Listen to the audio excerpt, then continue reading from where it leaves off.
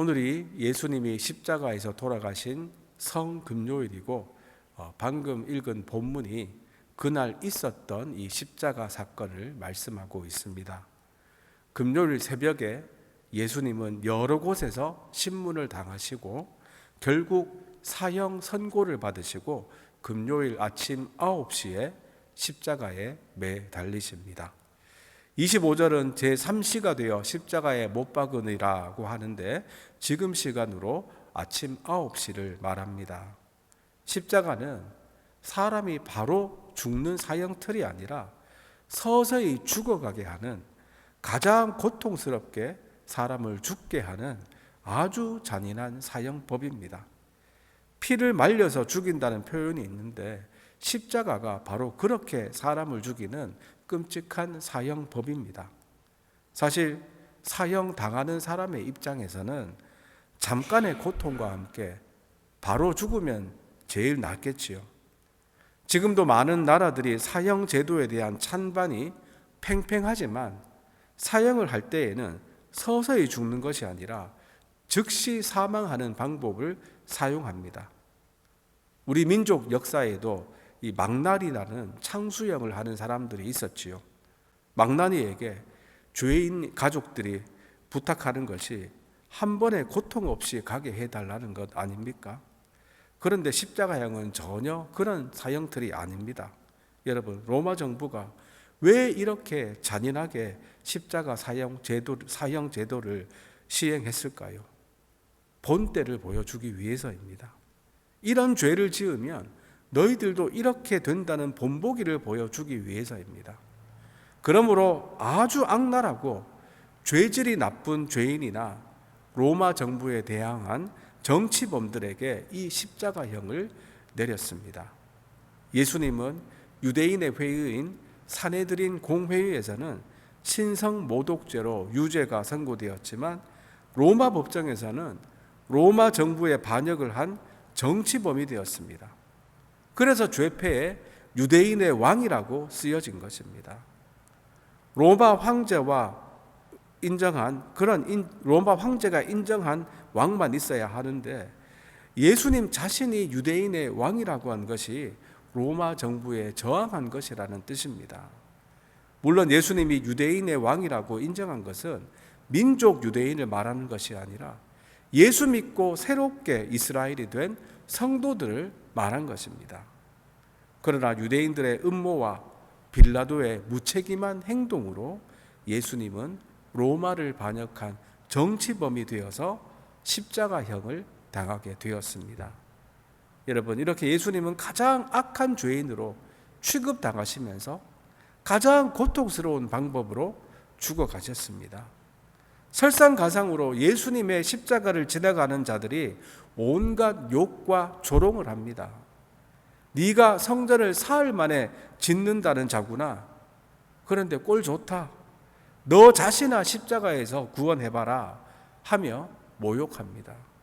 종교 지도자들도 함께 희롱하면서 남은 구원하면서 자기는 구원 못하는구나. 요즘 말로 너나 잘하세요 라며 조롱합니다. 심지어 네가 지금 십자가에서 내려오면 내가 너를 믿어줄게 라며 비웃습니다. 우리 같으면 열받아서 십자가에서 잠시 내려와서 손 좀 봐주고 다시 십자가에 매달릴 것 같은데 예수님은 아무 말 없이 이런 조롱과 비웃음을 다 참으셨습니다. 왜 이 고통과 조롱을 예수님이 다 참으셨습니까? 자신이 죽어야만 온 인류를 구원할 수 있기 때문입니다. 이것이 바로 하나님의 뜻이기 때문입니다.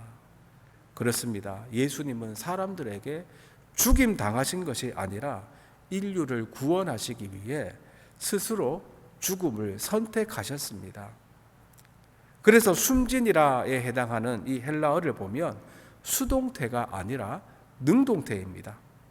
예수님은 아버지, 내 영혼을 아버지 손에 부탁하나이다 라고 외치신 후 스스로 영혼을 내주셨습니다. 이는 시편 말씀의 성취입니다. 시편 31편 5절 말씀입니다. 내가 나의 영을 주의 손에 부탁하나이다. 진리의 하나님 여호와여 나를 속량하셨나이다. 이렇게 예수님은 말씀대로 오셨고 말씀 안에서 죽으셨습니다. 죽음의 순간까지 말씀을 이루신 것처럼 우리들도 말씀대로 살 수 있기를 간절히 바랍니다. 이렇게 이사야에서 예언된 고난의 종처럼 예수님은 멸시와 버림을 받습니다. 예수님이 십자가에 못 박히시고 그 위에 유대인의 왕이라는 죄패가 붙습니다. 그런데 조롱조로 붙인 패는 역설적으로 예수님이 진정한 왕임을 선언하는 도구가 되었습니다. 또한 지나가는 자들과 종교 지도자들의 조롱의 말도 역설적으로 예수님이 다른 사람들을 구원하기 위해 자신을 내어주신 참된 구원자라는 뜻을 담게 되었습니다. 이렇게 조롱과 멸시 가운데서도 예수님은 침묵하시면서 그의 사명을 이루셨습니다. 예수님을 따르는 우리 성도들도 어떤 조롱 가운데서도 사명의 길을 가야 함을 잊지 마시기 바랍니다. 결국 예수님은 그날 오후 3시쯤 돌아가시는데 정오부터 오후 3시까지는 온 땅에 어둠이 임합니다. 이는 단순한 자연현상이 아니라 예수님의 죽음이 가져올 우주적 변화를 암시합니다. 그리고 예수님은 죽기 전에 크게 소리를 지르십니다. 34절입니다. 제9시에 예수께서 소리 지르시되 엘리 엘리 라마 사박다니 하시니, 이것은 아람 말로서 번역하면 나의 하나님 나의 하나님 어찌하여 나를 버리시니까 입니다. 엘리 엘리라고 하니까 어떤 사람들은 예수님이 엘리야를 부른다고 생각합니다. 그러나 예수님이 고통 중에 하나님을 찾고 부르는 소리입니다. 실제로 이 예수님의 부르짖음처럼 하나님은 십자가에서 예수님을 버리셨습니다. 여러분, 하나님이 왜 예수님을 버리셨을까요? 그 이유는 예수님이 우리를 대신해서 죄의 형벌을 받아야 했기 때문입니다. 죄로 인해서 하나님이 창조하신 이 아름답고 완벽한 세상은 엉망진창이 되었습니다. 그런데 사람의 입장에서 죄가 가져다 준 최고의 형벌이 무엇이냐 하면 바로 하나님과의 단절입니다. 예수님은 바로 우리가 당해야 하는 그 최고의 형벌을 십자가에서 받으시면서 하나님께 버려지는 형벌을 친히 담당하셨습니다. 예수님이 우리를 대신해서 버려지셨기 때문에 우리들이 하나님께 나아갈 길이 열린 것이고 하나님의 관계가 완전히 회복된 것입니다. 이것을 상징적으로 보여주는 사건이 예수님이 운명하시자 성전 안에서 일어납니다. 38절 말씀입니다. 이에 성소 휘장이 위로부터 아래까지 찢어져 둘이 되니라. 여기서 말하는 이 휘장은 성전 안에 성소와 지성소를 구분하는 휘장을 말합니다. 지성소에 있는 하나님의 임재를 상징하는 법궤가 있는데 이곳은 아무나 들어갈 수 있는 것이 아니고 또한 언제든지 들어갈 수 있는 것도 아닙니다. 오직 대제사장이 1년에 한 번만 대속죄일에 들어갈 수 있습니다. 많은 짐승들의 피를 뿌리며 자기 죄에 대한 싹을 다 치르고 이 대제사장이 들어갑니다. 들어갈 때도 대제사장은 옷에 방울을 들고 들어가면서 방울 소리로 그의 생사를 확인하게 됩니다. 이렇게 거룩하신 하나님께 나아가는 것이 너무나 두렵고 떨리는 일입니다. 그런데 예수님이 십자가에서 돌아가시자 성소와 지성소 사이에 휘장이 찢어지면서 이제는 누구든지 하나님 앞에 나아갈 수 있게 되었습니다. 왜냐하면 예수님의 보혈로 우리의 모든 죄가 다 사해졌기 때문입니다. 특별히 38절에서 휘장이 찢어질 때 간과해서는 안 될 표현이 위로부터 아래로 찢어졌다는 것입니다. 아래로부터 위로 찢어졌다는 것이 아닙니다. 만약 사람이 휘장을 찢었다면 당연히 아래로부터 위로 찢었겠지요. 그런데 위에서부터 아래로 찢어졌다는 것이 하나님께서 찢으셨다는 증거입니다. 하나님께서 사랑을 베푸시고 또한 예수님의 이 십자가의 죽음으로 말미암아 하나님의 공의가 만족되면서 하나님이 친히 이 성소의 휘장을 찢으셨습니다. 이렇게 예수님의 십자가의 죽음은 결코 헛된 죽음, 정치적인 희생양이 아니라 하나님의 섭리 가운데 하나님의 구원의 역사를 완성하기 위한 죽음이었습니다. 성부 하나님께서 구원을 계획하시고 성자 하나님이 예수님이 이 계획을 이 땅에 오셔서 완전하게 실행하셨습니다. 그리고 이 사실을 믿어지게 하시는 분이 바로 성령 하나님이십니다.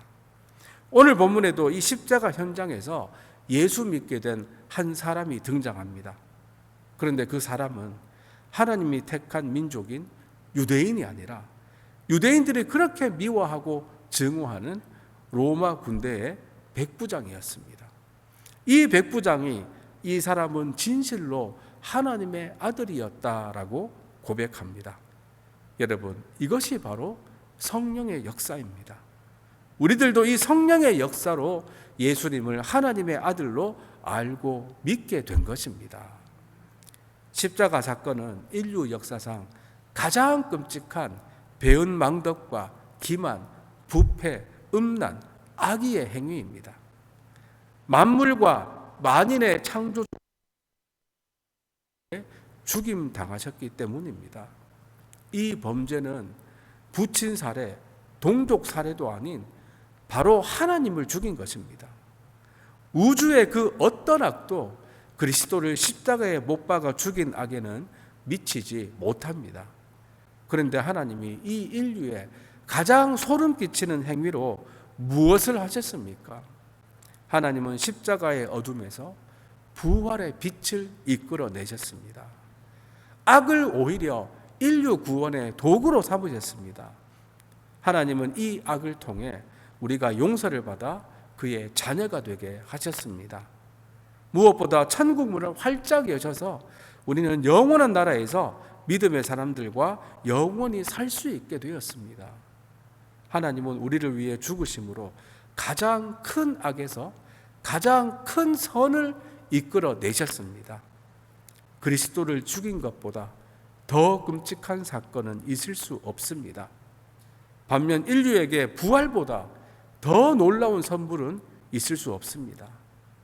가장 큰 악조차 가장 큰 선으로 바꿀 수 있는 분이라면 작은 악쯤이야 얼마든지 선으로 바꿀 수 있지 않겠습니까? 하나님은 우리에게 일어난 나쁜 일을 반전시켜서 거기서 복을 끌어내십니다.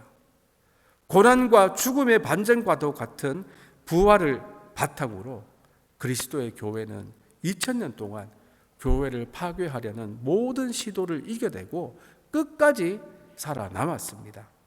이 예수님의 십자가 죽음과 부활이야말로 기독교의 핵심임을 잊지 마시기 바랍니다. 이제 말씀을 맺습니다.